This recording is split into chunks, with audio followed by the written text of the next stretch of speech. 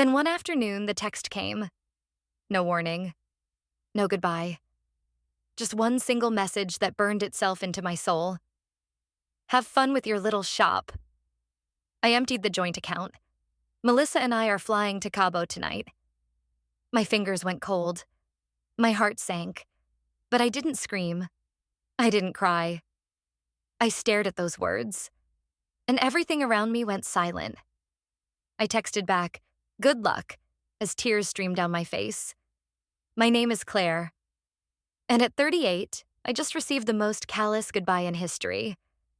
I used to think I had it all. A husband who smiled every time he saw me. 3 beautiful kids. A life I prayed for. We weren't rich, but we had love. Or at least, I thought we did. His name was Mark. He was charming. He was gentle. It's bittersweet remembering how everyone at church admired the way he held my hand during worship. They'd say, "You're so lucky." And I believed them. He'd leave me little notes on the fridge, whisper prayers into my ear at night, and quote scripture when he was feeling poetic. The whole time I thought, this is what God meant when he said 2 become 1. But somewhere along the way, things changed. He started working later, getting quieter, less affectionate. He stopped praying with me, stopped noticing the dinners, the laundry, the way I started wearing that dress he used to love. And the man who once looked at me like I was a blessing started looking past me like I was in his way. At first, I blamed myself. Maybe I'm not enough anymore, I thought.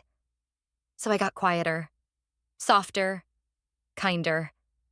I tried harder to be the wife he fell in love with. I even prayed harder.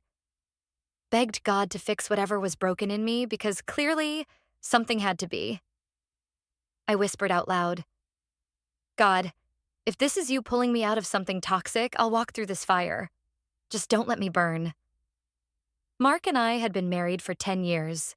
10 years of being overlooked, dismissed, and criticized. Every dream I chased was cute. Every success I earned, a hobby. The boutique I built from scratch. He mocked it every step of the way. Called it your little shop while cashing in on its success. He never saw it for what it was. A symbol of my strength, my creativity, my independence. Still, I stayed. I prayed he'd change, that the man I married would come back to life. But he didn't. Instead, he traded in our marriage for a 20-year-old receptionist, booked 2 first-class flights, drained our savings, and thought he could take everything I had built along with him. He didn't just leave. He detonated our life. And in doing so, he accidentally set something holy in motion. I was wrecked. Not just heartbroken, spiritually crushed. And I did what I always did when I didn't have answers. I talked to God. But this time, I was angry. Why would you let this happen to me? I honored you. I prayed. I obeyed. Where were you when he walked out? And that night, for the first time in my life, God didn't feel close. He felt silent. I wish I could say I bounced back quickly. But I didn't. Days blurred together. I went through the motions, got the kids to school, folded laundry, showed up at work. But inside, I was numb, just trying to keep the lights on in a life that felt like it had already gone dark. I stopped praying, stopped listening to worship music, stopped opening my Bible. Every verse felt like a cruel reminder that I'd done everything right and still ended up abandoned, still ended up alone. People at church gave me that look. Pity mixed with just enough judgment to make you want to disappear. And the shame? It was loud. What did I miss? Was there another woman the whole time? Was I not enough? Did I push him away with my faith? The enemy had a field day in my mind. But that wasn't even the worst of it. After Mark drained the joint account, I had nothing left. Not even enough to make payroll for my boutique. 10 years of sacrifice, of investing in my dream, gone with one swipe of betrayal. But I had something he didn't. Receipts, literal ones, spiritual ones. financial records that showed every single dime I had poured into the business, and a quiet whisper in my spirit that said, God is not finished with you yet. The next morning, I walked into my attorney's office with a binder full of documents and a spine I didn't even know I had, and all I could hear was this: You armed me with strength for battle. You humbled my adversaries before me. Psalm 18:39. Mark didn't see the war he'd started, but I did, and I wasn't fighting it alone. The divorce wasn't pretty. He tried to spin it, claimed I was the villain, said I was cold, said I never supported him, said he had no choice but to leave. But the truth? The truth always rises, especially when you've been walking in it. I didn't fight dirty. I fought with proof, with peace, and with a God who never left my side, even when his silence made me wonder. I walked out of that courtroom with my business, my peace, and my name intact. Mark? He walked out with debt, a repossessed car, and a one-way ticket to his childhood bedroom. His mother was waiting outside. I almost felt bad for him. But then I remembered the text. Have fun with your little shop. He looked at me, angry, tired, empty, and hissed, You destroyed me. I looked him right in the eye, calm, whole. No, Mark, you destroyed yourself. I just made sure you couldn't destroy me too. After that night, I didn't suddenly become whole. Healing wasn't linear. Some days I still broke down in the car. Some nights I still reached over in bed, forgetting he was gone. I wasn't just grieving a husband. I was grieving a version of my life that no longer existed. But slowly, I began to rebuild. God started showing me pieces of myself I had forgotten. I wasn't just a wife. I was his daughter. I wasn't just a mother. I was a woman with a calling. I wasn't left behind. I was being led forward. I stopped asking, why me? And started asking, what now, Lord? That shift? It changed everything. God didn't abandon me. My husband did. And that distinction mattered more than I realized. Because if God never left me, then I didn't lose everything. In fact, I still had the most important thing: my identity, my purpose, my voice. I picked up my Bible again, not to say I did, but to actually listen. And the verse that felt like oxygen to my lungs was Psalm 34:18.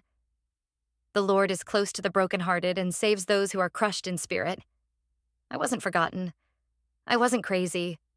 I was crushed, yes, but I was also being cradled. He was rebuilding me, one word at a time.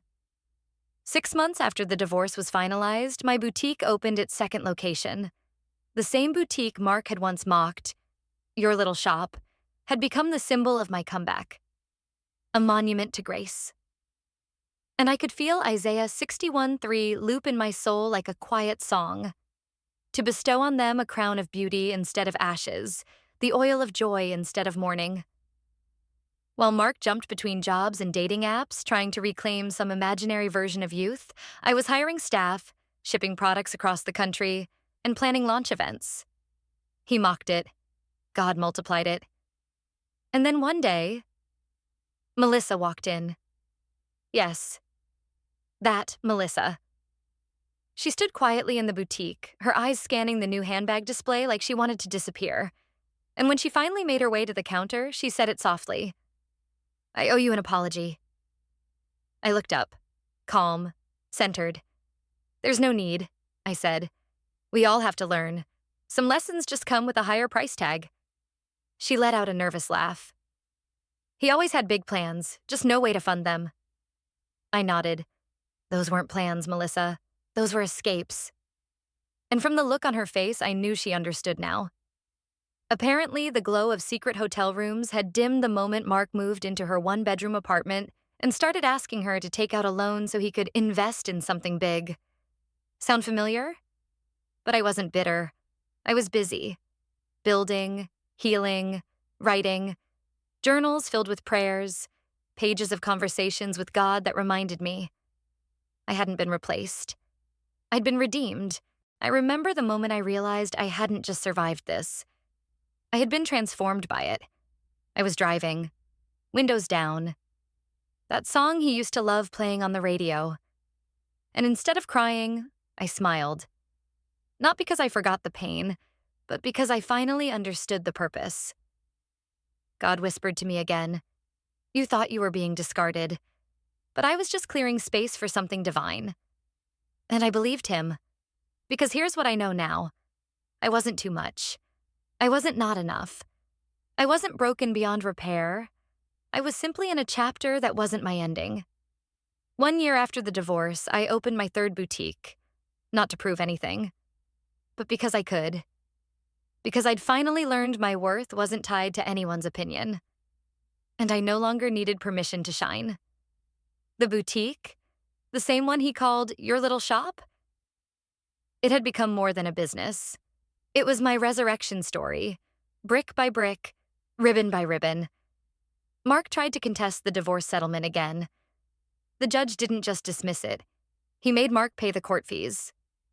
He texted my lawyer that night. "She always lands on her feet." No, Mark, I didn't land on my feet. God carried me. 2 years after the text that tried to break me, I stood on stage at a women's business conference. Not as a scorned wife, but as a woman who built something lasting. I didn't talk about revenge. I talked about redemption. I talked about how obedience to God's whisper had saved my peace. How trusting that still, small voice gave me back everything I was afraid I lost. I told them, people say marriage means sharing everything, but the word says, wisdom is the principal thing. Trust your instincts, trust God's nudge, and protect what he gave you to steward. By year 5, we had 5 boutique locations, 30 employees, national features. The very thing that was meant to shatter me, God used it to elevate me. And right behind me on the office wall, that old framed text message. "Have fun with your little shop." Underneath it, one of my business awards. And now I'm thinking of adding a new plaque beside it. "What they meant to break you, God used to bless you." Because in the end, it wasn't revenge. It was resurrection.